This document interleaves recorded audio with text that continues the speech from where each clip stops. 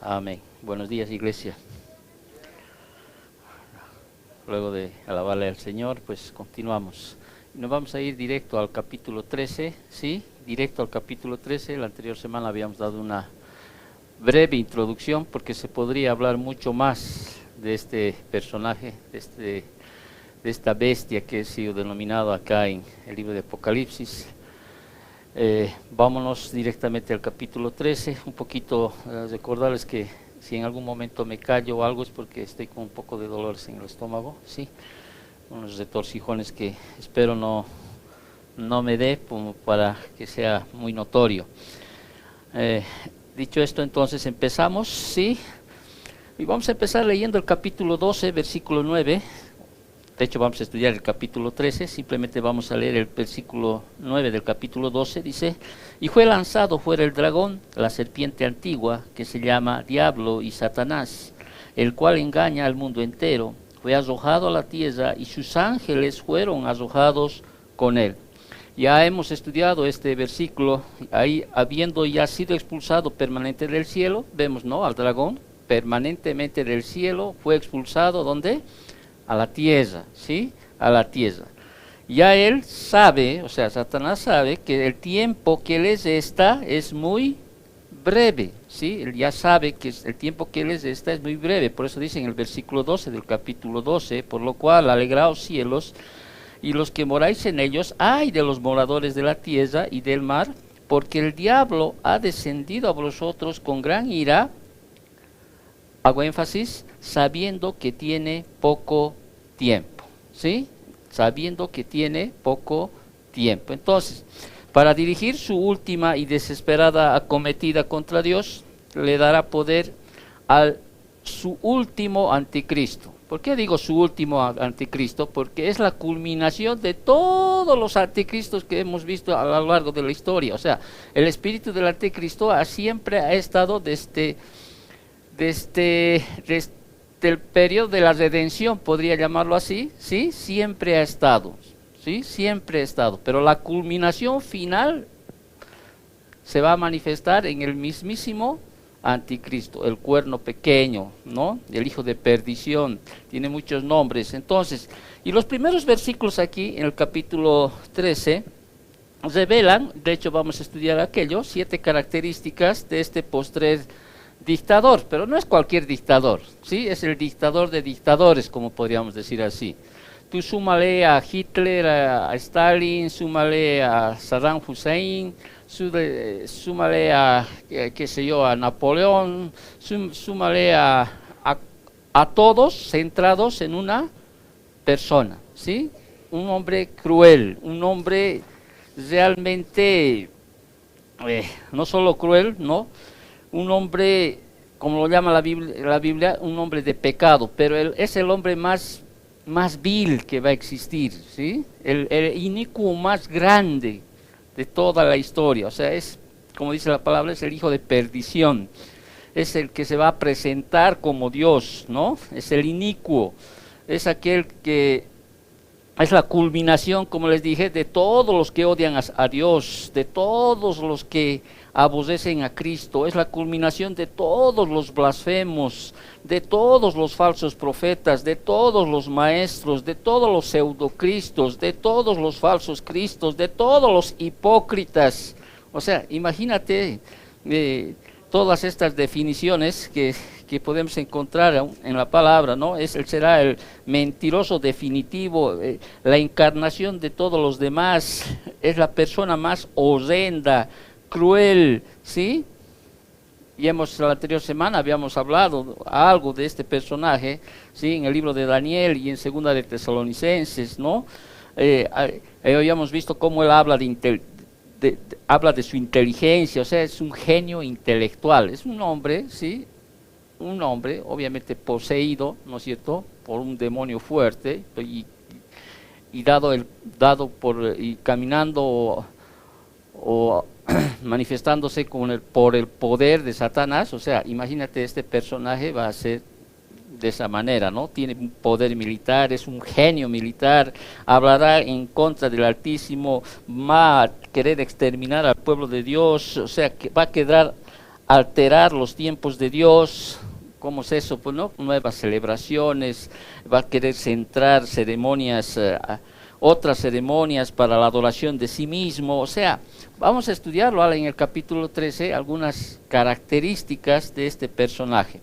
Y lo vamos a dividir en 7 partes, ¿no? Su ascendencia, versículo 1, su autoridad, versículo 2, su aclamación, versículo 3, su adoración, versículo 4, su arrogancia, versículos 5 y 6, su actividad, versículo 7, y por último vamos a ver a sus admiradores, versículos del 8 al 19. Entonces, vámonos a la primera característica ya de lleno, para que podamos alcanzar, si podemos hoy, cubrir estas 7 características de esta bestia que lo denomina acá en el capítulo 13. Voy a leer el versículo, vamos a ir hasta el versículo 10, voy a leerlo, después vamos a ir desarrollando. ¿Estamos bien? Un poquito para poco soltarnos, ¿sí? Para que ustedes puedan agarrar sus apuntes ahí. Dice, me paré sobre la arena del mar y vi subir del mar una bestia que tenía 7 cabezas y 10 cuernos, y en sus cuernos 10 diademas, y sobre sus cabezas un nombre blasfemo. Y la bestia que vi era semejante a un leopardo, y sus pies como de oso, y su boca como boca de león. Y el dragón le dio su poder y su trono y grande autoridad. Y vi una de sus cabezas como herida de muerte, pero su herida mortal fue sanada, y se maravilló toda la tierra en pos de la bestia. Y adoraron al dragón que había dado autoridad a la bestia, y adoraron a la bestia diciendo, ¿quién como la bestia, y quién podrá luchar contra ella?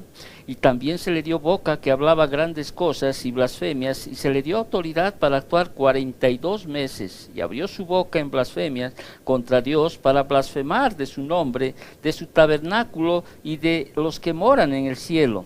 Y se les permitió hacer guerra contra los santos y vencerlos. También se le dio autoridad sobre toda tribu, pueblo, lengua y nación, y la adoraron todos los moradores de la tierra, cuyos nombres no están escritos en el libro de la vida del Cordero, que fue inmolado desde el principio del mundo. Si alguno tiene oído, oiga, ¿sí? Versículo 10, si alguno lleva en cautividad, va en cautividad. Si alguno mata a espada debe ser muerto. Aquí está la paciencia y la fe de los santos, ¿sí? Entonces vamos a estudiar esta primera bestia, ¿sí? Que es el anticristo, y nos vamos primero a su ascendencia. Dice, me paré sobre la arena del mar, ¿sí? Y vi subir del mar una bestia que tenía 7 cabezas y 10 cuernos, y en sus cuernos 10 diademas, y sobre sus cabezas un nombre blasfemo. Ahora, esta oración, la primera oración de este capítulo es la última oración del capítulo 12, ya que concluye el relato del dragón y su guerra contra Dios y su pueblo. Vale decir esto, el que está parado ahí sobre la arena del mar, sí, en este momento que estamos estudiando, no es Juan, sino es el dragón, sí. ¿Quién fue echado de dónde? Del cielo, ¿no? La nueva versión de las Américas dice así, el dragón se paró, dice, sobre la arena del mar, ¿sí? El dragón se paró sobre la arena del mar, y vi, dice, decía en Juan, aquí, ¿no?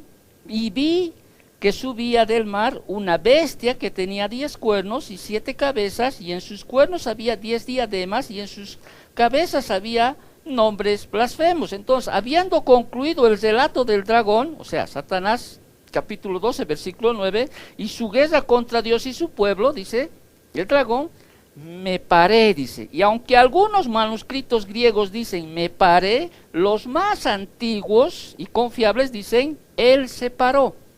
¿Ya? Los más antiguos y confiables traducen, él se paró. ¿Quién él? El dragón, ¿sí? El dragón. Entonces, él se paró, dice, sobre la arena del mar, dice. Ahora, habíamos dicho que esta es una metáfora que describe a las naciones del mundo, ¿sí? A las naciones del mundo. De hecho, hay muchos comentaristas que señalan que el mar, por ejemplo, representa masas de gente, ¿ya? Y aquí expresan los comentaristas que el anticristo va a surgir de la humanidad. Ya, por eso muchos atribuyen aquello, va a surgir de la humanidad, va a surgir del cuarto imperio. ¿Cuál es este cuarto imperio? El primero era Babilonia, Medo-Persia, Grecia, y el cuarto es Roma, o sea, va a ser restaurada ese imperio. Entonces, en la visión de Juan, o sea, Satanás toma su lugar en forma dominante en medio de ellas, como si fuera su legítima posición, pero en realidad es un usurpador que procura la duración del mundo. Ahora, como indican los manuscritos antiguos y confiables, el dragón llama al anticristo, ¿sí?, descrito como una bestia. Aquí una bestia dice que subía ¿de dónde? Del mar. Bestia, terión en griego, también se emplea para describir al anticristo en Apocalipsis 11:7. Ya habíamos estudiado este pasaje. Dice, ¿no? Y la bestia que sube del abismo, ¿no?, hará guerra contra los, ¿quiénes? Contra los dos testigos, y los vencerá y los matará. Entonces, no se refiere, cuando hablamos de bestia, no se refiere a un animal domesticado, sino a un monstruo salvaje y cruel, describiendo al anticristo como con una personalidad feroz y rapaz. Estamos hablando, por eso usa esta palabra de bestia, porque puede mostrarte mucho más en la imagen que podemos nosotros ver en nuestra imagen. Entonces vemos mucha ferocidad y mucha rapacidad, mucha crueldad de este personaje. Entonces la bestia debe interpretarse como que se representa, y esto quiero que tomen en cuenta los que están estudiando este libro, ¿no? La bestia debe interpretarse como que representa un reino y una persona. O sea, ¿por qué? O sea, son inseparables estas dos cosas, un reino y una persona. O sea, la bestia debe representar un reino, ¿debido a qué? A la compleja descripción de ella en la última parte del versículo 1. Pero la bestia también debe representar también como una persona, ya que siempre se le describe con pronombres personales. Por ejemplo, sus, él, ¿no?, su. Entonces, por ejemplo, eso podemos de alguna manera divisar en Apocalipsis 13, versículos del 1 al 8, 14, 9 y 11, 15, 2, 16, 2 y 10. Entonces, para que tú me entiendas, te voy a poner un ejemplo, para que me entiendas de lo que estoy hablando, ¿sí? Hitler se relacionaba muy bien con el Tercer Reich. ¿Han escuchado alguna vez en la historia? ¿Sí? Son inseparables, ¿sí? Son inseparables. Evo Morales con el MAS, para que me entiendas. ¿Ya? Son inseparables ambos. O sea, de esta forma, o sea, las escrituras ven al imperio mundial final como algo inseparable de su gobernante. Me están captando la idea, ¿no es cierto? Entonces también, o sea, describe al anticristo, ¿sí?, como una persona, ¿sí? También puede representar un reino. Pero ambos, vuelvo a repetir, son inseparables. Muy bien. Entonces dice así: vi subir del mar. Ahora, el mar se ha debatido mucho, de esta palabra, se ha debatido mucho acerca de lo que simboliza el mar, ¿sí? Y de alguna manera yo quiero darles alguna otro punto de vista, pero obviamente es respaldado con la palabra. Mar, algunos sostienen, ¿no?, basándose en pasajes como Isaías 17:2, Isaías 57:20 y Apocalipsis 17:15, que se refiere a las naciones gentiles. ¿Ok? Que se refiere a las naciones gentiles. Pero, atiéndame bien esto, pero en Apocalipsis 11:7 y Apocalipsis 17:8 afirman que la bestia surge ¿de dónde? Del abismo, ¿sí? Hemos leído, ¿no es cierto?, que la bestia surge del abismo, y es mejor igualar al mar al abismo. Ahora, esa interpretación está en armonía con el Antiguo Testamento. O sea, no es que yo estoy poniendo una interpretación, no mía, sino que va en armonía con el Antiguo Testamento, que también emplea la metáfora del mar para representar el reino de la actividad satánica. Y podemos esto estudiarlo, o podemos esto mencionar los versículos, o sea, Job, por ejemplo, 26:12, Salmo 74, versículos 3 y 14, el Salmo 89, versículos 9 y 10, Isaías 27:1 dice, por ejemplo, y matará al dragón que está en el mar. ¿Ok? Entonces, repito, es mejor igualar el mar al abismo. Es mejor igualar. Entonces, algunos de los demonios, sabemos, como ya hemos estudiado anteriormente, están actualmente ¿dónde?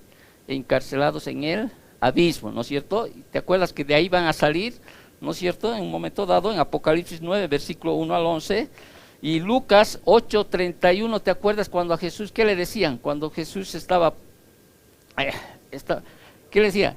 Y les rogaban que no le mandase ir a dónde, al abismo, ¿no es cierto? Ahora, y Satanás, sabemos que Satanás estará encarcelado en este abismo durante el reino milenario. Ahí está, por ejemplo, en capítulo 20, versículos del 1 al 3, leo, porque está ahí, me es fácil encontrar en el libro, dice, y vi un ángel que descendía del cielo con la llave del abismo y una gran cadena en la mano, dice, y prendió ¿a quién?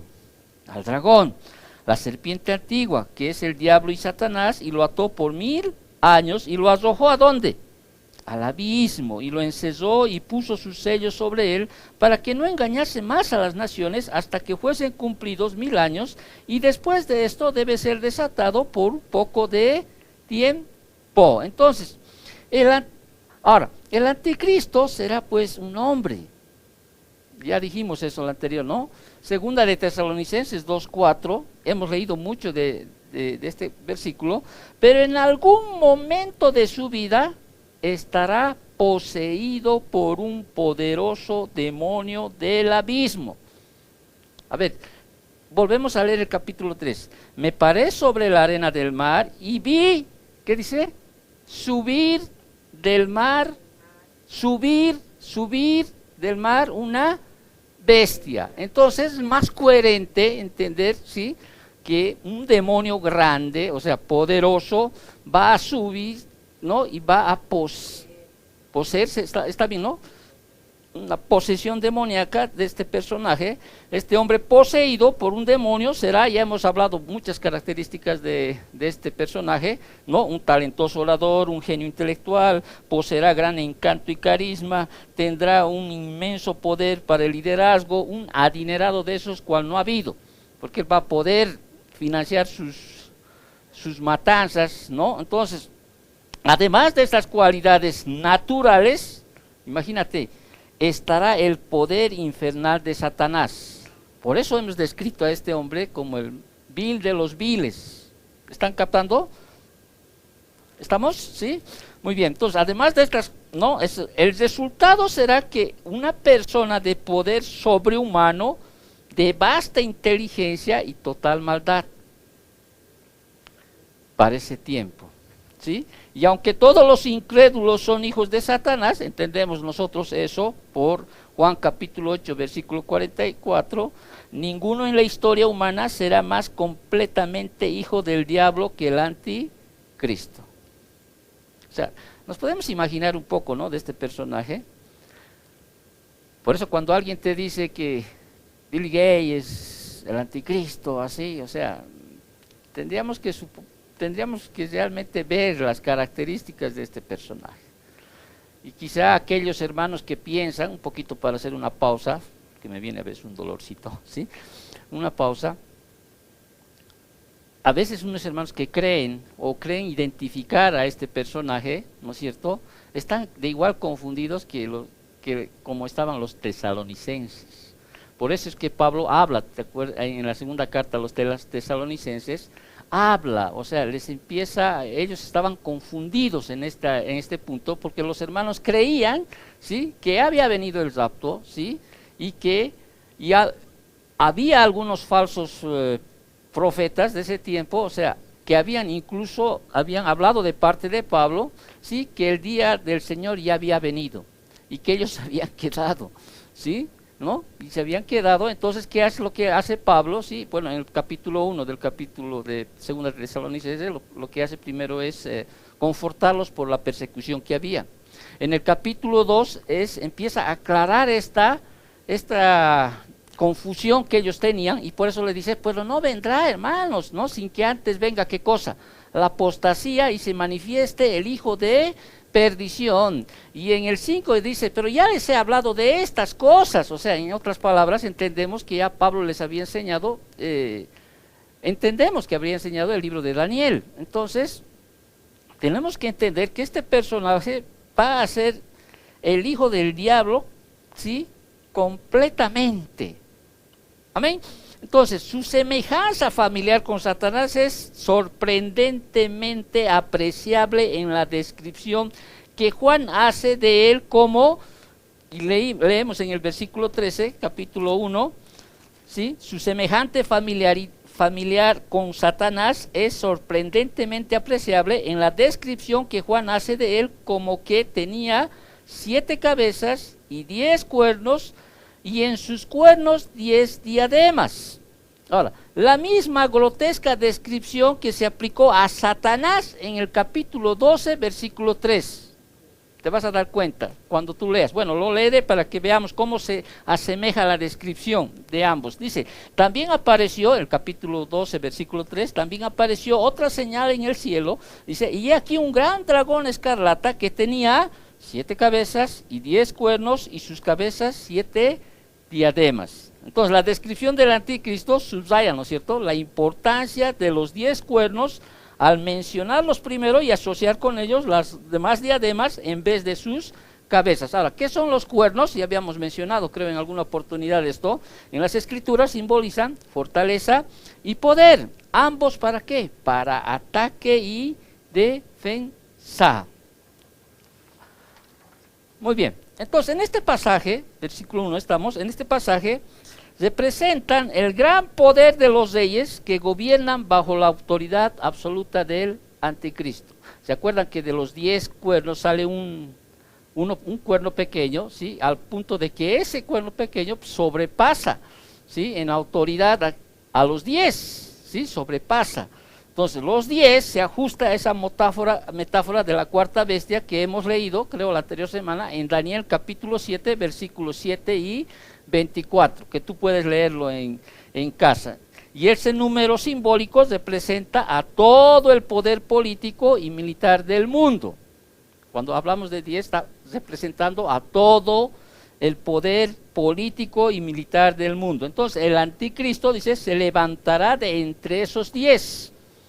Daniel 7, del versículo 16 al versículo 24. Y no gobernará simplemente 10 naciones, sino todo el mundo, ¿sí? Daniel 7, 23. Entonces, a diferencia de las 7 cabezas que representan los imperios mundiales que le sucedieron, todos los gobernantes simbolizados por los 10 cuernos dominarán al mismo tiempo. Entonces, para que tú puedas entender un poquito, cabezas representan imperios mundiales, ¿sí? Y cuernos, gobernantes, ¿ok? Cabezas, imperios mundiales, y cuernos, gobernantes. Ahora, si hay un pronombre delante, por ejemplo, de cabezas, puede representar una persona. ¿Entendió? Amén, digan por lo menos, ¿sí? Entonces, a diferencia de las 7 cabezas que representan los imperios mundiales que se sucedieron, o sea, los gobernantes simbolizados por los 10 cuernos dominarán al mismo tiempo. Apocalipsis 17, 12 dice así, 17, 12 dice así, fíjate, y los 10 cuernos que has visto son 10 reyes. Aquí vemos que representan los cuernos, reyes, gobernantes. ¿No es cierto? No necesitamos sacar, aquí nos dice qué son. Que aún no han recibido reino, pero por una hora recibirán autoridad como reyes juntamente ¿con quién? Con la bestia, ¿no? Y Daniel describió esa coalición final encabezada por el anticristo en Daniel capítulo 2, versículos del 41 al 44. No voy a entrar a estudiar el libro de Daniel, Sí, pero el último imperio mundial será, en cierto sentido, el resurgimiento del imperio romano. O sea, ¿te acuerdas de esa estatua, sí, que se edificó? ¿Sí? Las piernas y los pies de hierro de la estatua de Daniel, capítulo 2. Has debido ver por lo menos la imagen en algún momento, ¿no? Pero esto excederá, dice, ampliamente a ambos en poder y extensión, será mucho más que una confederación europea, cubrirá todo el mundo, todo el mundo. Entonces, por último, el imperio del anticristo dice que será aplastado ¿por quién? Por Cristo, la piedra que fue cortada no con mano. ¿Qué significa esto? Que no hay, ningún ser humano va a poder matarlo a este, ¿sí? No va a haber, la mano del hombre no va a poder matar al anticristo. Va a tener que ser la piedra que fue cortada, no con mano. ¿Quién es? Nuestro Señor Jesucristo. Entonces, en Daniel capítulo 2, versículo 34 y versículo 45, cuando Él venga, dice, para establecer su reino terrenal, Él lo va a destruir. Amén. Además de sus 10 cuernos, Juan describe a la bestia como que tenía, dice, siete cabezas. Ahora, ¿cómo se verá más adelante? Como veremos más adelante en Apocalipsis 17, ahí es donde vamos a estudiar con más detalle esto. Esas 7 cabezas representan, ¿qué dije? ¿Qué representan las cabezas? Imperios, ¿sí? Imperios, 7 imperios mundiales sucesivos. ¿Cuáles son? Egipto, Asiria, Babilonia, Medo-Persia, Grecia, Roma, y el séptimo, ¿cuál va a ser? El último reino mundial del anticristo. Ese es el séptimo. Y las 10 diademas, de la cual se menciona aquí en Apocalipsis 13, versículo 1, son coronas reales, que indican ¿qué cosa?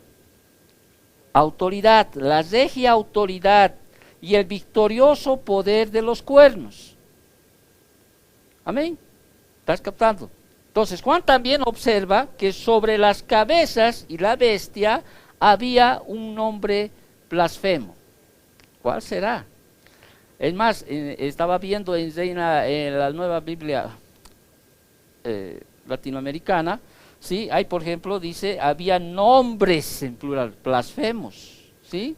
Ahora, eso no es de extrañar. ¿Por qué? Porque había muchos emperadores romanos y otros monarcas antes que ellos. Estos gobernantes siempre se atribuían de forma blasfema nombres y títulos divinos que deshonraban al Dios vivo y verdadero. Entonces seguirán ese rumbo, ¿no? El anticristo, como dice en 2 Tesalonicenses 2:4, el cual se opone y se levanta contra todo lo que se llama Dios y es objeto de culto, tanto que se sienta en el templo de Dios como Dios, haciéndose pasar por Dios. Amén. Entonces hemos visto sí cosas. La primera característica de estas 7, su ascendencia. Ahora vámonos a la segunda, su autoridad. Versículo 2, leo, dice, y la bestia que vi era semejante a un leopardo, y sus pies como de oso, y su boca como boca de león, y el dragón le dio su poder y su trono y gran autoridad. Entonces, al mirar Juan de cerca a la bestia, vio que se unían las características de los animales de la visión que se registra en Daniel capítulo 7, versículos del 3 al 7. Lee en casa, ¿sí? Describe las características. El leopardo y el oso y el león eran bien conocidos en Palestina, estos 3 animales, ¿sí? Bien conocidos en Palestina, subrayaban características de las naciones que representan. Por ejemplo, el león era un símbolo apropiado para el poder feroz y consumidor del imperio babilónico. El oso, la ferocidad y fortaleza y estabilidad del imperio medo-persa lleva a que se describa como oso. Ellos sabían a qué imperio se representaban estos animales en Palestina. Entonces, y el leopardo, conocemos, ¿no?, por su rapidez del leopardo, la rapidez, conquistas de los griegos, en particular, ¿bajo quién? Bajo el hábil, ¿te acuerdas? Alejandro Magno, ¿no es cierto? reflejan la rapidez y la brutalidad de ¿quién? De Leopardo. Entonces, Daniel, o sea, un poquito hablando del libro de Daniel, mirando en el tiempo hacia el futuro, mencionó los animales y los reinos que representan en orden cronológico. Si tú lees Daniel capítulo 7, versículos 3 y 7, vas a ver mencionado estos tres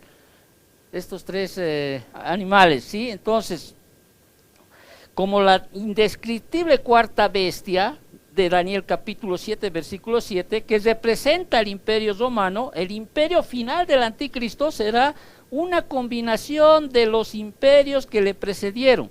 Incorporará toda la fiereza, crueldad, rapidez y fortaleza de otros imperios mundiales.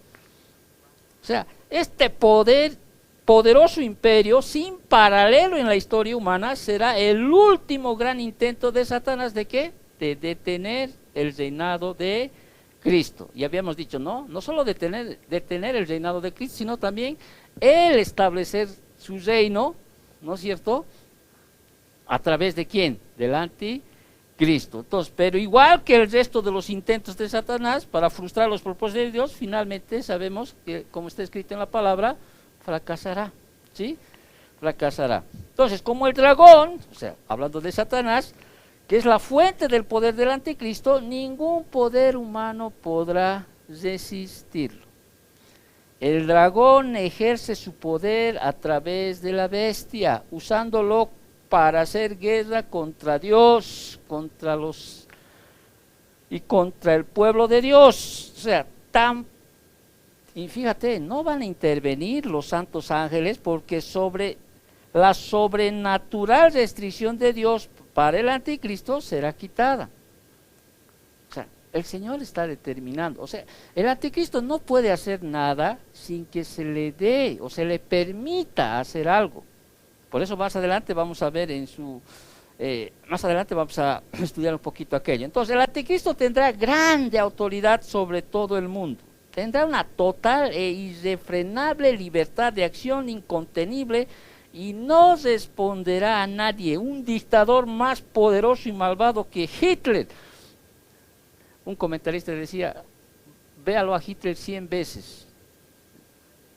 Lo mínimo, decía, 100 veces.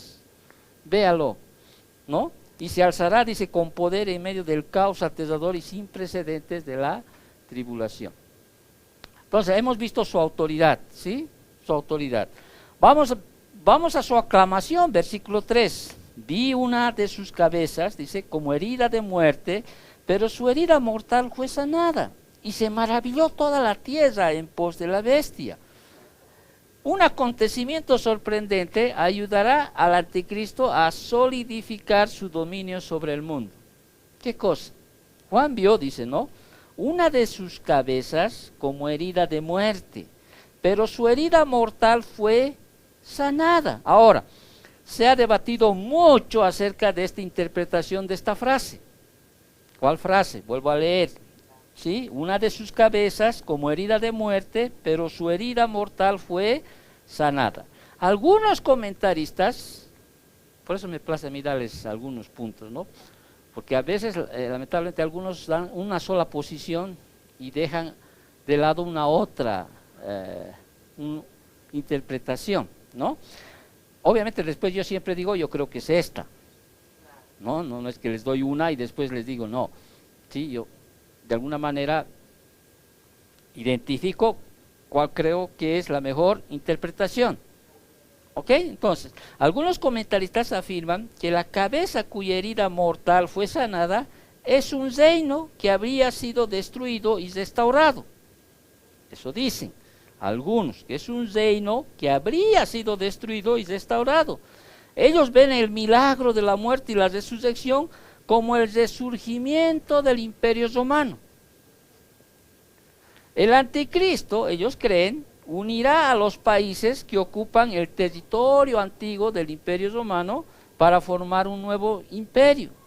Y este resurgimiento de poder será tan asombroso para el resto de las naciones que ellas también se someterán a su dominio. Sin embargo, ¿sí? Otros a esto afirman esto, ¿sí? Otros afirman aquello. que se refiere al Imperio Romano restaurado, ¿sí? Que se va a asombrar la gente por la restauración del Imperio Romano. Sin embargo, hay muchas dificultades con este punto de vista.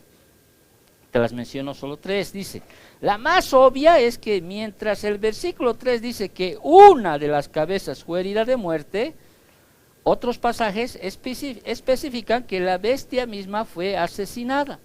Capítulo 13, versículos 12 y 14, y Apocalipsis capítulo 17, versículos 8 y 11.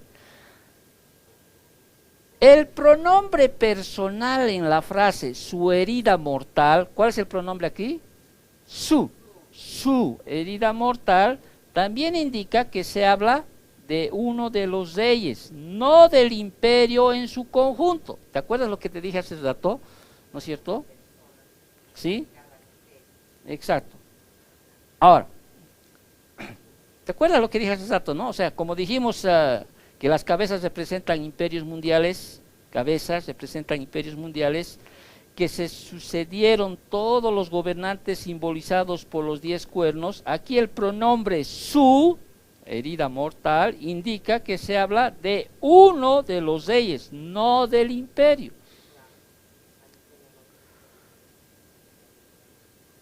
Otra dificultad que hallamos en esa interpretación, una segunda, tampoco parece probable que el simple resurgimiento del Imperio Romano cause el asombro de todo el mundo y la admiración que se menciona en este versículo, ¿sí? ¿A quién le interesa que se restaure Roma, no? O sea, ¿sí? Y un tercero, ¿sí? Dice, como la palabra como, o sea, la palabra como se emplea en Apocalipsis 5:6, y me voy a ir porque todo lo que a veces tengo que leer lo hago. En Apocalipsis 5:6 dice, y miré y vi, y en medio del trono y de los 4 seres vivientes, y en medio de los ancianos estaba de pie un cordero como inmolado, que tenía 7 cuernos y 7 ojos, los cuales son los 7 espíritus de Dios enviados por toda la tierra. Aquí como, o sea, un cordero como inmolado tenía 7 cuernos, se refería a quién, al Señor Jesucristo, ¿no es cierto? Lo que implica también que se puede emplear como, o sea, se emplea en este pasaje para referirse a una persona. Es importante a veces una palabrita que te puede mostrar muchas cosas. Ahora, nosotros, ¿sí? No creemos en esa interpretación que dan algunos, ¿no? En cuanto a que la cabeza cuya herida mortal fue sanada es un reino que había sido destruido y restaurado. Nosotros aceptamos que sea una persona, ¿sí? que muera y resucita, ¿no? Aceptamos que se trata de una persona. Ahora, la pregunta sería, ¿quién es esa persona? ¿Sí? ¿Quién es esa persona? ¿No? Que murió y resucitó, ¿no? Ahora, recuerda, el diablo es mentiroso, ¿sí? Engañador, ¿sí? Tampoco no hay una certeza fiel de que realmente resucita, ¿sí? No hay en las Escrituras.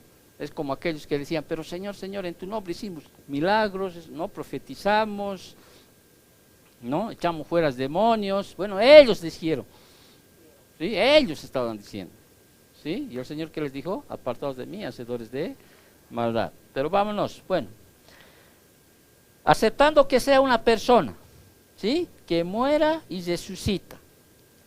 Queda la pregunta de quién es esa persona. Ahora, varios puntos de vista. El punto de vista que se manejaba, o se maneja, y manejan otros, el punto de vista de que será Judas Iscariote resucitado, ¿sí? Tiene muy poco peso, pero se manejaba. ¿Por qué? Pero no es porque, ¿por qué ha escogido a Judas Iscariote? La idea se basa en el hecho de que Judas, capítulo 17, Juan capítulo 17, versículo 12, y al anticristo, segunda de Tesalonicenses 2:3, se les llama hijo de perdición. Y que Jesús llamó a Judas diablo, capítulo 6 del Evangelio de Juan, versículos 70 y 71. Pero no tiene mucho sentido que sea Judas resucitado. ¿Por qué estás mencionando esto? Entonces, tu pastor, vuelvo a repetir para que usted tenga conocimiento. ¿Sí? Podría saltarme directo, ¿ya? Pero como se le llamó a Judas Iscariote, ¿no? Hijo de perdición, ¿sí? Y el mismo Jesús le llamó diablo, o sea, muchos asumen que este va a resucitar, ¿no? Pero, o sea, ¿cómo pudiera alguien reconocerlo si nadie sabe cómo era él? ¿Sí? Y más Juan, ¿no? Que estaba con él, o sea, ¿no? ¿Cómo podrías reconocerlo? Entonces, este punto de vista de que será Judas Iscariote resucitado tiene muy poco peso.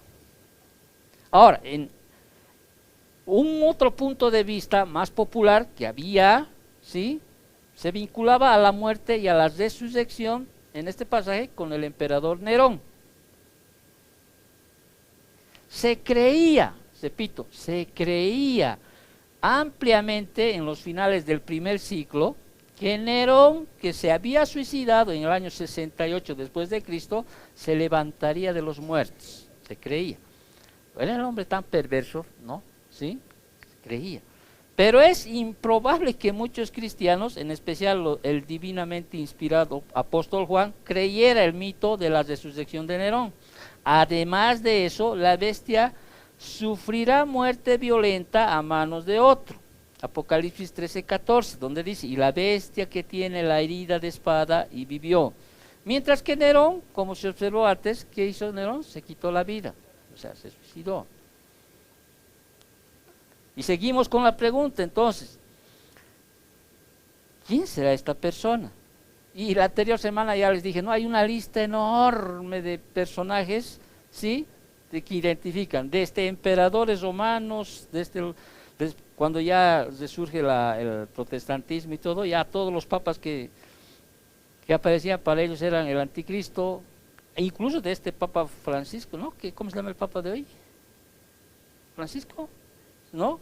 Que ha venido de los jesuitas, que tenían vestimenta negra, y no sé qué, alguna vez escuché situaciones así, ¿no? Que es el anticristo, etcétera, ¿no? Otros decían que es Hitler, otros dicen que es Alejandro Magno, porque era homosexual, y dice aquí, rechazará el amor de las mujeres, ¿no? O sea, hay un montón de personajes que tratan de poner. El último que yo conozco, como les mencioné la anterior vez, de la Iglesia Cristo Viene, que es el creador del Microsoft, ¿no? Bill Gates, ¿no? Magnate, uno de los más grandes millonarios del mundo y todo aquello.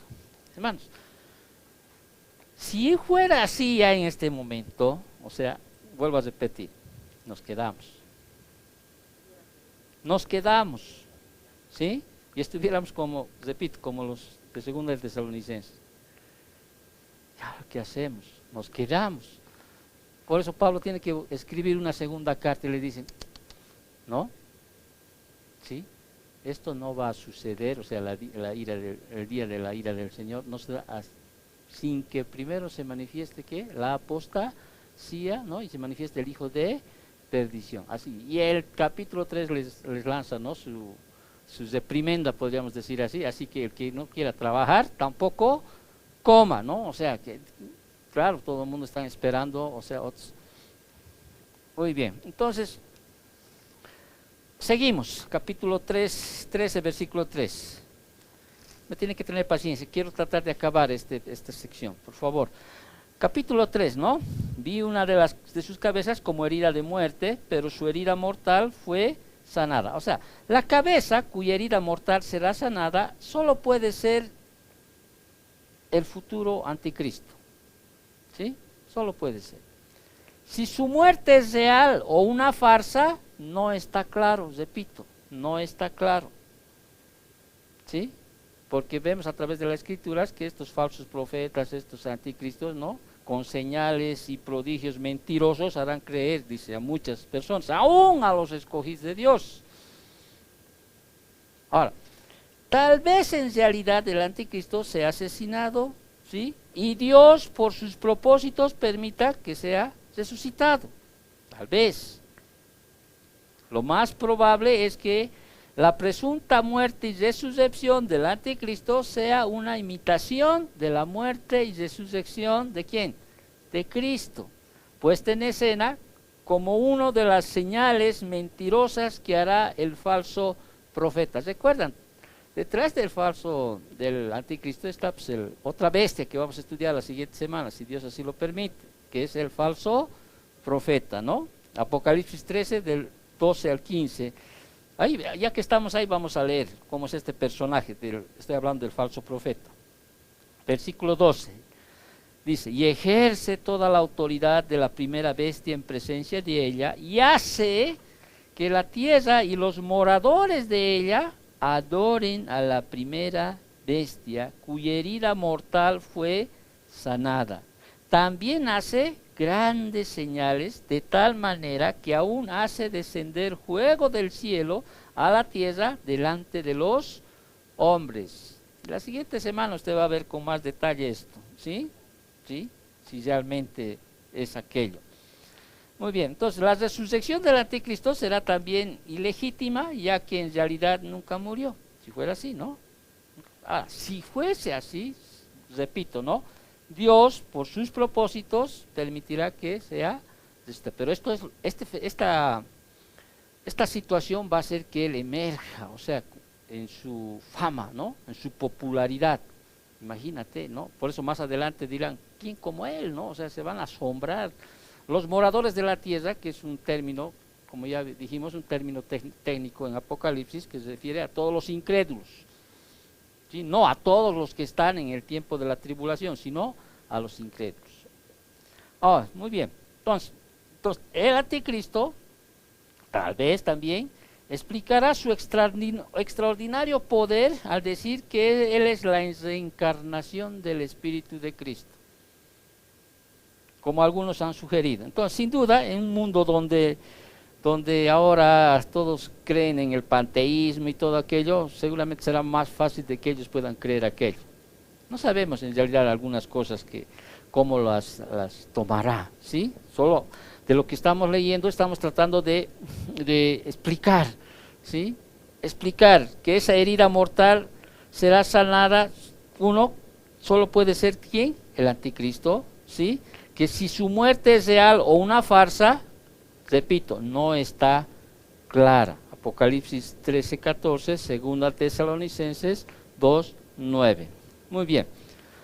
Cualquier cosa que suceda, los pueblos del mundo creerán que el anticristo ya popular, gracias a sus grandes poderes, también ha trascendido la muerte. De hecho, los moradores de la tierra, ¿sí? Van a creer que realmente este hombre es inmortal, ¿sí? Es inmortal. ¿Y eso qué va a hacer? Su popularidad pues va a subir mucho más, ¿sí? Como la tribulación será un tiempo en el que el mundo enfrentará la muerte a una escala sin precedentes, como ya hemos estudiado antes en la historia humana, la aparente invulnerabilidad del anticristo ante la muerte se hará ganar una mayor y más generalizada aclamación. Como resultado, versículo 3 del capítulo 13, toda la tierra se maravillará y seguirá en pos de la bestia. ¿Sí? Capítulo 13, versículo 14, lo que habíamos leído. Y engaña a los moradores de la tierra y las señales que se ha permitido hacer en presencia de la bestia, mandando a los moradores de la tierra que le hagan imagen a la bestia que tiene herida de espada y vivió. Claro, ahí va a estar el falso profeta. Vean, ¿cómo? ¿No? Ya me imagino, ¿no? ¿Sí? ¿Te has dado cuenta que un presidente siempre tiene uno a su lado que le hace que rindan pleitesía? Bueno, eso se veía más en el anterior gobierno. No voy a hablar de política, pero no.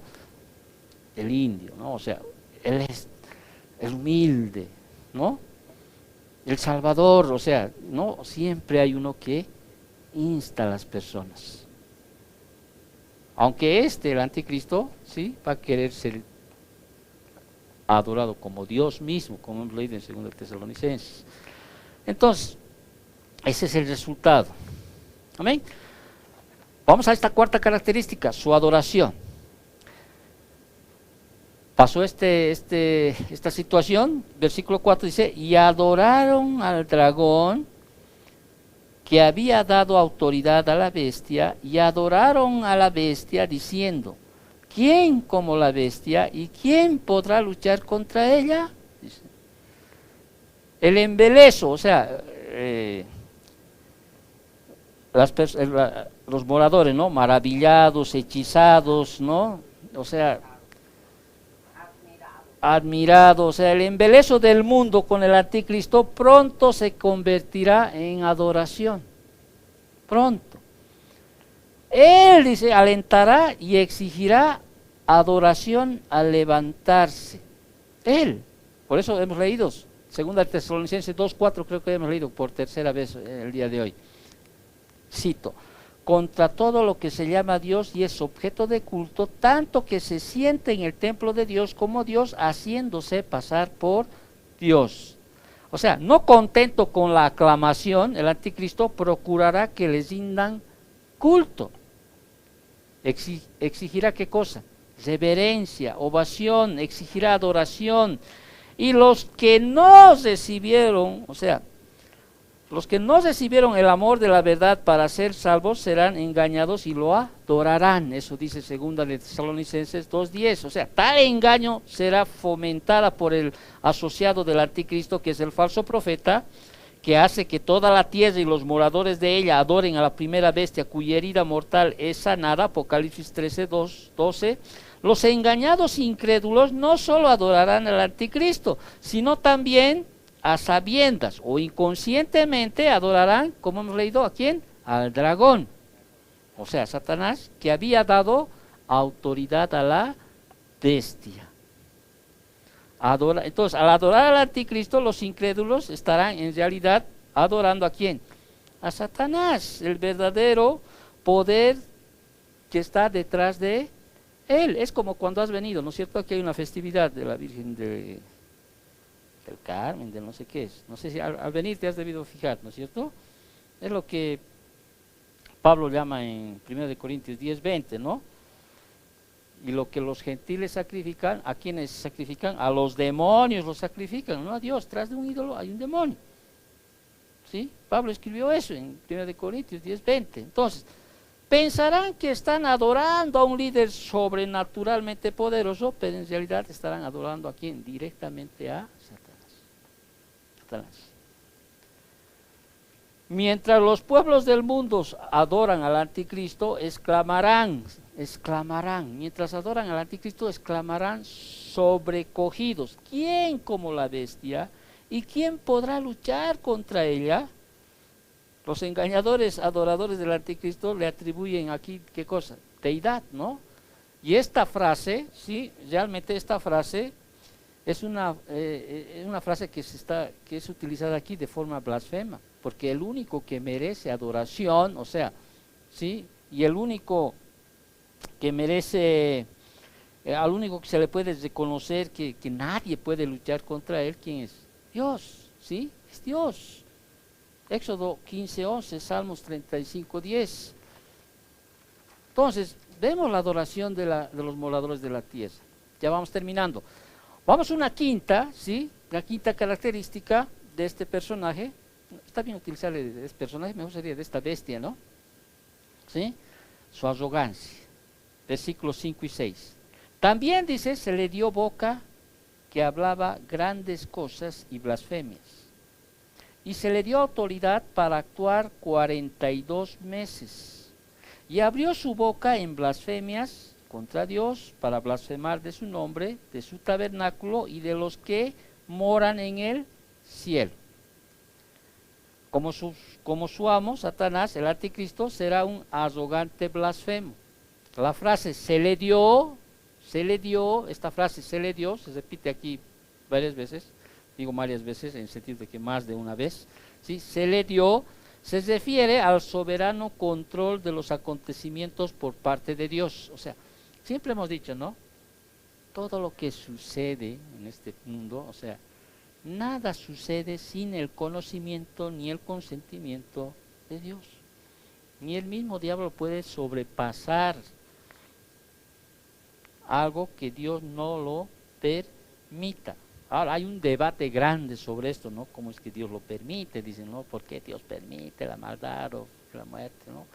Hay un gran debate sobre esto, pero no vamos a hablar de aquello. Pero siempre en la Biblia vas a encontrar frases como le fue dado poder, le fue dado potestad, se le habría dado o les fue dado. Eso siempre va a indicar que referirse al soberano control de los acontecimientos por parte de Dios. Entonces la frase grandes cosas y blasfemias, o sea, la blasfemia del anticristo no será sutil, sino abierta, infame y monstruosa, incluso hasta el punto de que se sienta en el templo de Dios como Dios, haciéndose pasar por Dios. Segunda de Tesalonicenses 2:4. Él mostrará, dice, un total desatención al Dios verdadero, una total desatención, o sea, va a blasfemar. ¿Qué es eso? ¿No? Injuriar, maldecir, vituperar, ¿sí? Ofender la majestad divina, ¿sí?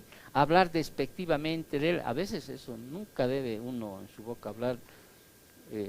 A veces eso es lo que mi esposa a veces se crimina muchas veces cuando escucha hablar de algo de Dios, del Espíritu y del Espíritu Santo. Peor, ¿no? Como dice, o sea, cualquier cosa puede ser perdonada. Nunca debes hablar despectivamente cosas de Dios, ¿sí? Muérdete la lengua, o sea, qué sé yo. Entonces, Daniel profetizó que el anticristo se caracterizará por orgullo y arrogancia y palabras blasfemas. Eso leímos, Daniel 7:8, Daniel 7:11, ¿no? Porque ahí dice, ¿no? Una boca que hablará grandes cosas, dice, ¿no? El sonido de las grandes palabras que hablará el cuerno. Ahora, la arrogancia del anticristo sobrepasará la de cualquier otra persona en la historia humana. Será el portavoz de ¿quién? De Satanás, ¿sí? Expresando su frustrada cólera de su amo contra Dios. Será el supremo blasfemo de un mundo lleno de blasfemos. Apocalipsis 16:9. Ahora, las blasfemias contra Dios del anticristo incluirán blasfemias de... ¿Contra qué va a blasfemar el anticristo? El nombre de Dios. ¿Qué representa el nombre de Dios? El nombre de Dios representa todo lo que Él es la suma de todos sus atributos. Pero no contento con esto, o sea, no contento con blasfemar contra el nombre de Dios, dice también que va a blasfemar contra su tabernáculo. Estás leyendo, ¿no? Los versículos. Contra su tabernáculo. ¿Qué es el tabernáculo? El cielo. ¿Sí? O sea, la blasfemia del anticristo será tan extremadamente malvada que incluirá hasta el tabernáculo de Dios. Hebreos 9, capítulo 9, versículos 23 y 24. Y no bastando con blasfemar contra el nombre de Dios y su tabernáculo, dice, blasfemará contra todos los que moran en el cielo. ¿Quiénes moran en el cielo? Los santos redimidos y los santos ángeles. ¿Sí? ¿Cómo blasfemará? No tengo idea. ¿Qué dirá? No tengo idea. No nos dice aquí, ¿no? ¿Qué dirá? ¿Cómo blasfemará? Pero seguramente va a blasfemar, injuriar, maldecir, vituperar, o sea,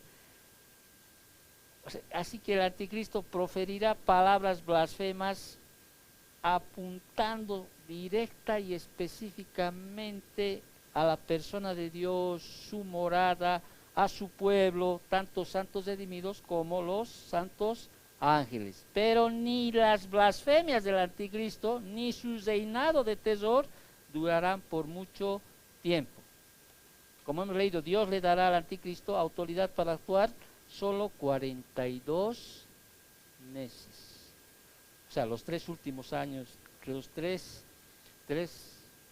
años y medios últimos, ¿sí?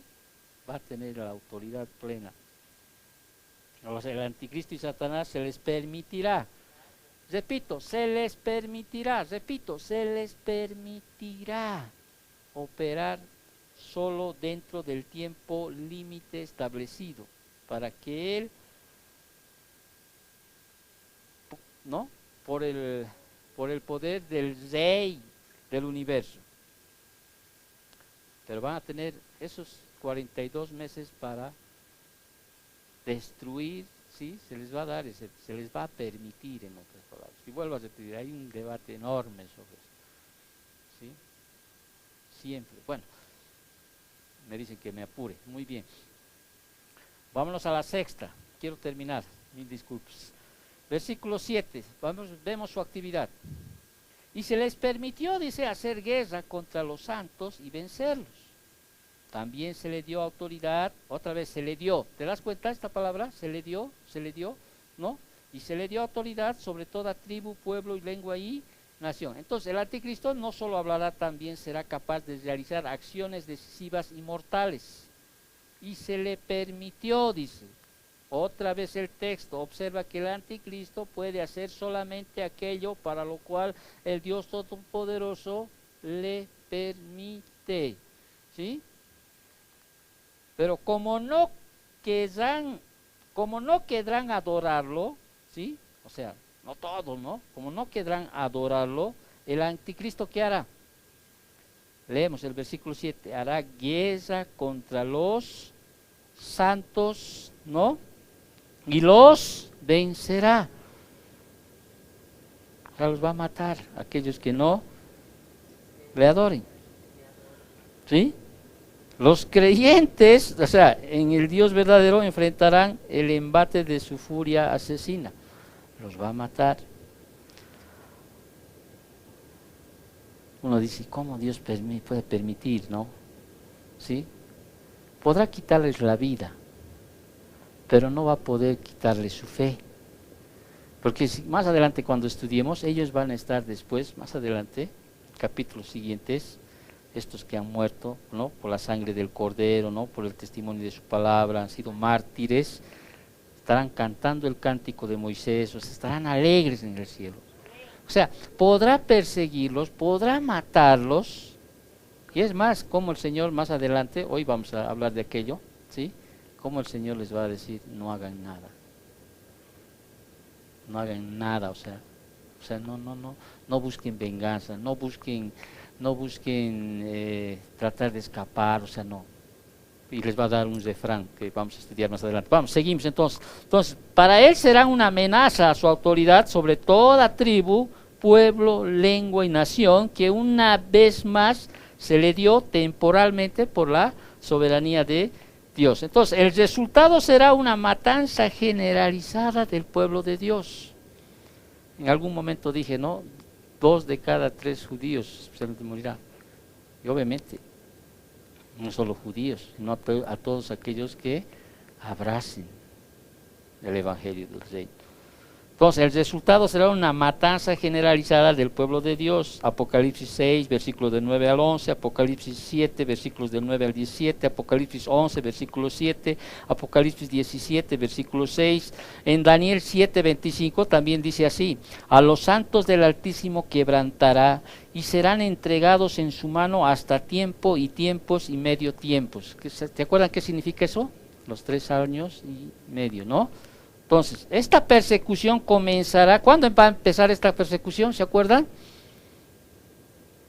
¿Cuándo va a empezar? ¿En qué punto va a empezar? Al medio de la tribulación. O sea, cuando el anticristo rompa el pacto con Israel.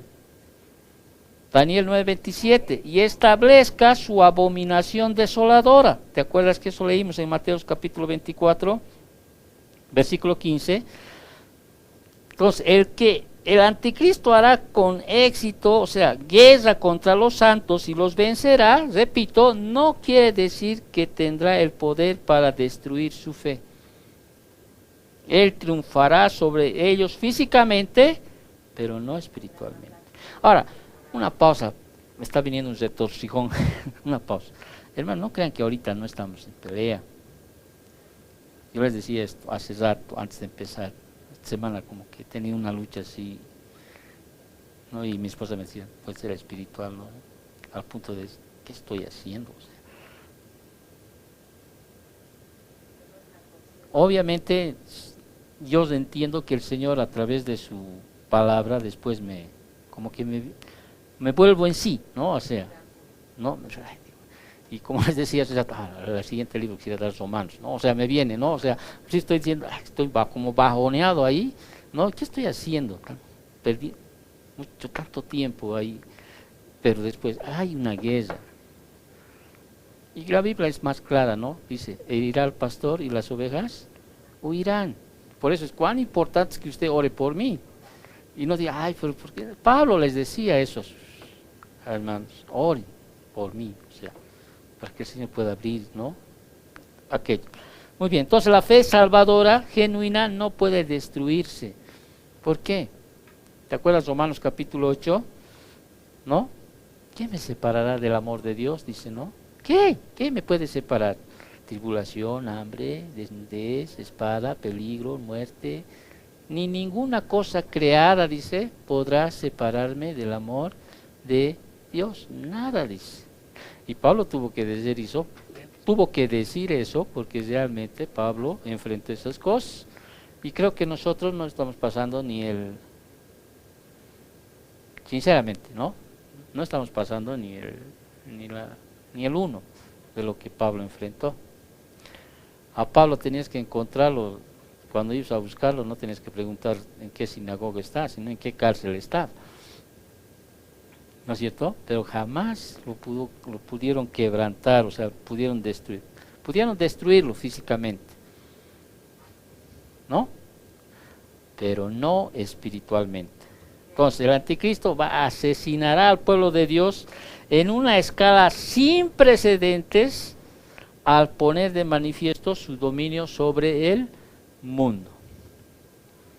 Y terminamos con lo último, sus admiradores, su última característica. Versículo 8 al 10. Capítulo 13, versículo 8 al 10. Voy a leer.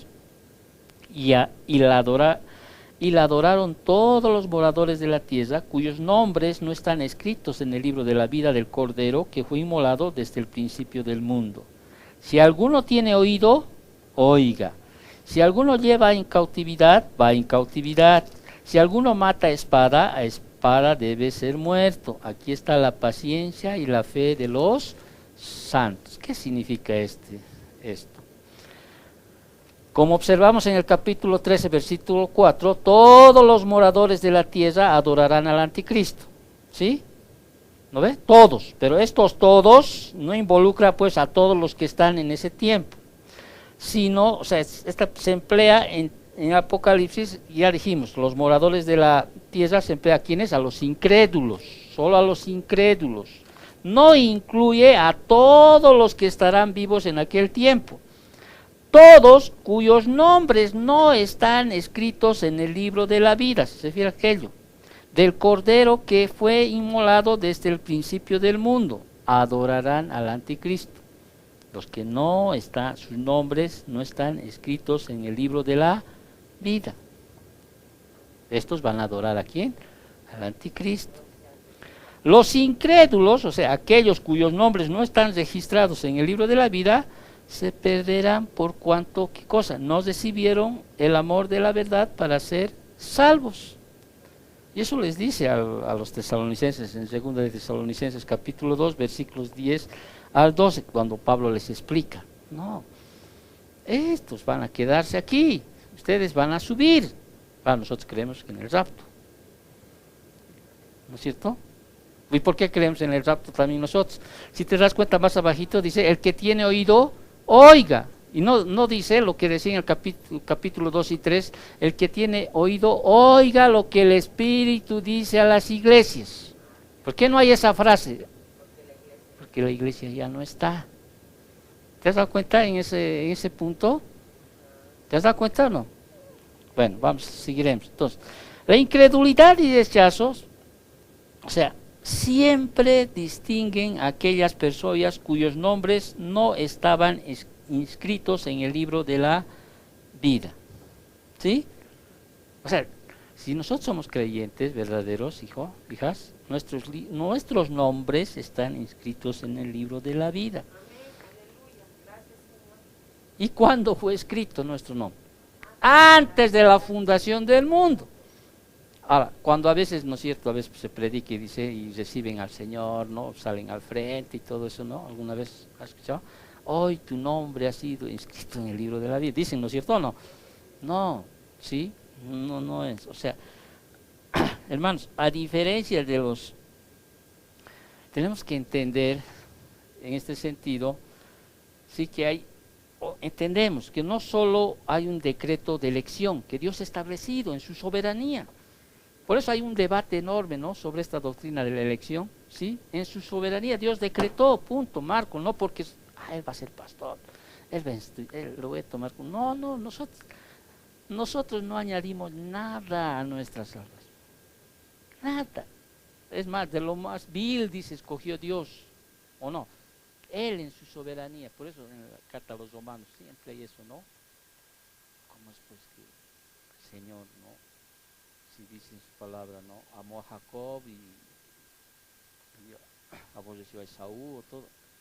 ¿Podrá el vaso decir a su alfarero, ¿por qué me hiciste así?, ¿no? Y Pablo les da toda una serie de enseñanzas.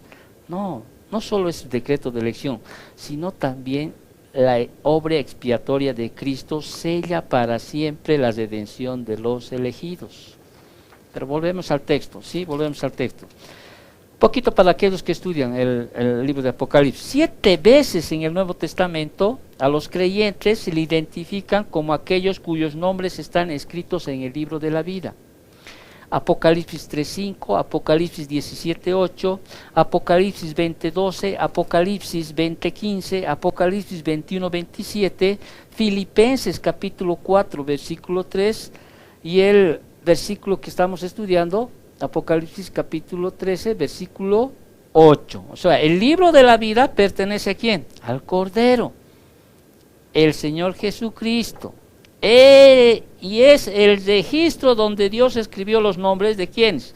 De los escogidos para salvación antes del principio del mundo. Se emplea esta frase como sinónimo de la eternidad pasada. Repito, se emplea esta frase como sinónimo de la eternidad pasada. En Apocalipsis 17:8, Mateo 13:35, 25:34, Lucas 11:50, Efesios 1:4, Hebreos 9:26. A diferencia de los incrédulos, los elegidos no serán engañados por el anticristo ni le adorarán.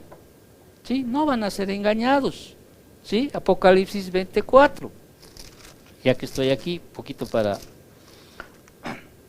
Y vi tronos y se sentaron sobre ellos, dice,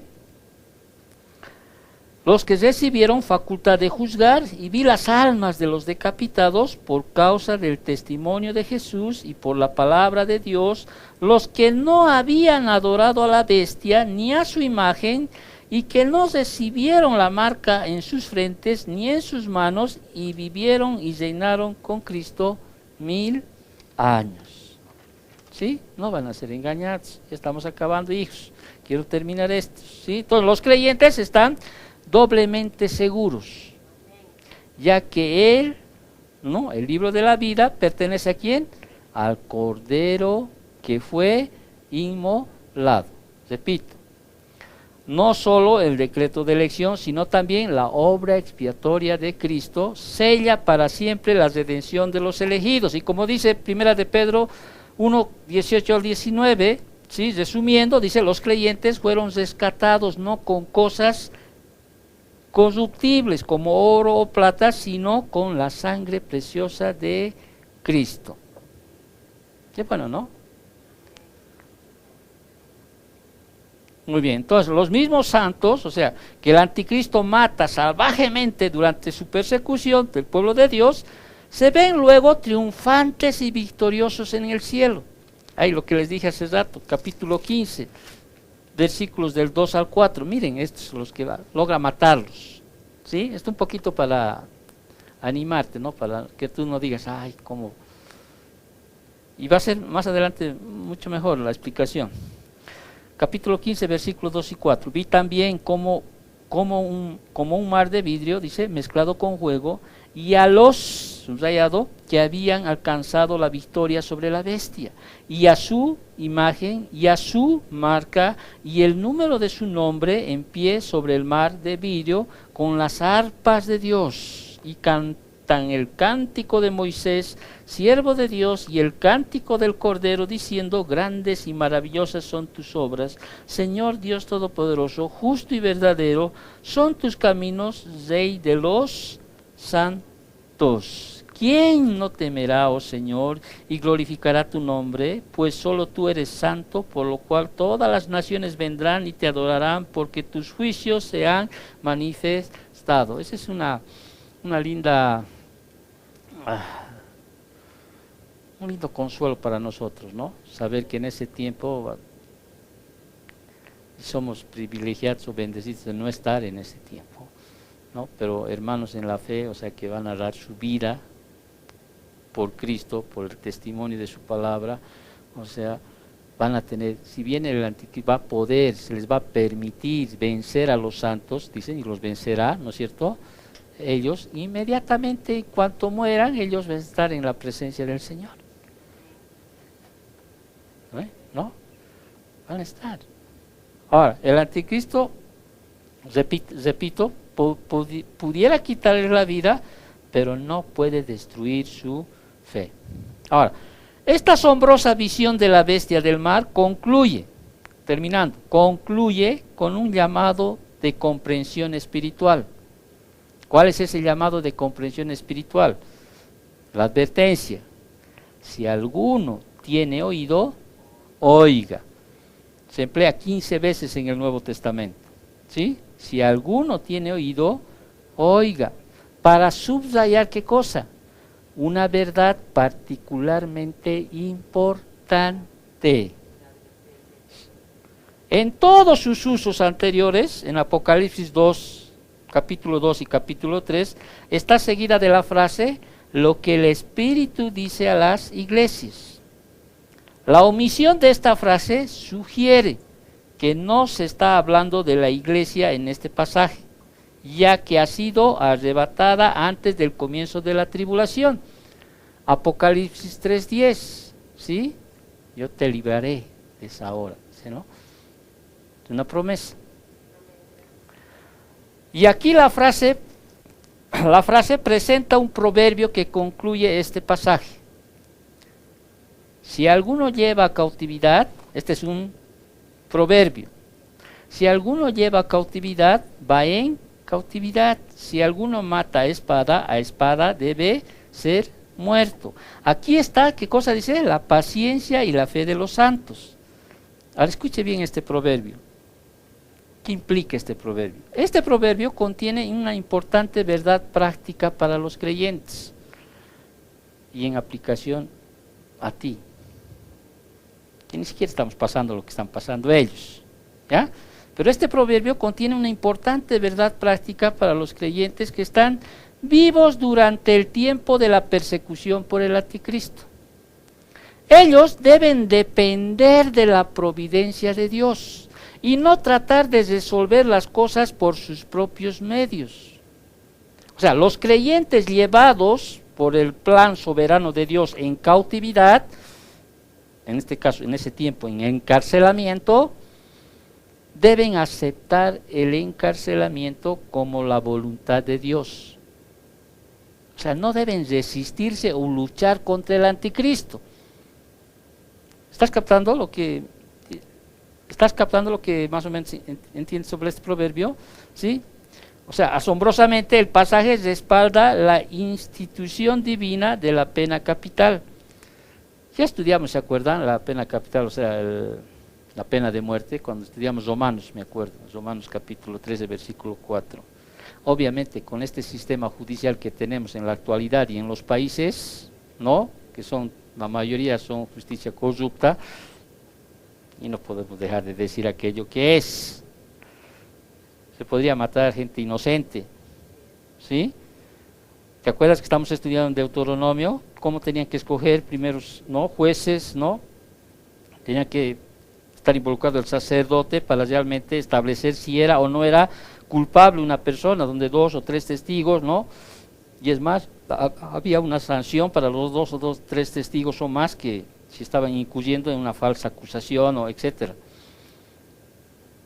Pero de que la pena de muerte es bíblica, lo es. Pero obviamente, ¿no? Si nos ponemos en la actualidad con los jueces que hay, o sea, seguro, porque hay muchos que están en la cárcel que es gente inocente, que no ha hecho nada. Pero bueno, voy a entrar en aquello, no entro en política, ¿no? Entonces, asombrosamente el pasaje respalda la institución divina de la pena capital e incluso por el gobierno malvado del anticristo, advirtiendo que si alguno mata a espada debe ser muerto. El pueblo de Dios no debe vengarse de sus perseguidores. Eso les está diciendo.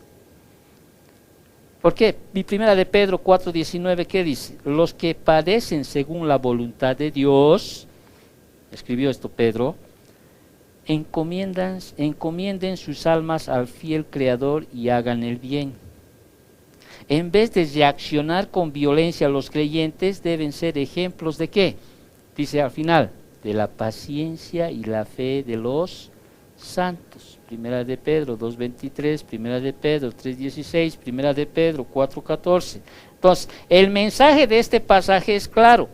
Permitan a la monstruosa bestia que sale del abismo hacer maldades.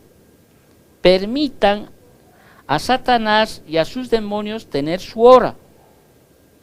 ¿Por qué? Porque Dios controla el futuro y los creyentes que son suyos. Y a veces nosotros queremos buscar venganza, ¿no? Esto prueba, o sea, esto muestra la paciencia y la fe de los santos. O sea, yo me imagino en ese tiempo, termino con esto, ¿no? Les está diciendo, no traten de pelear, ¿sí? En la providencia de Dios te agarraron. Por eso decía un principio en la oración, ¿no es cierto? A veces la providencia de Dios es para bendecirnos.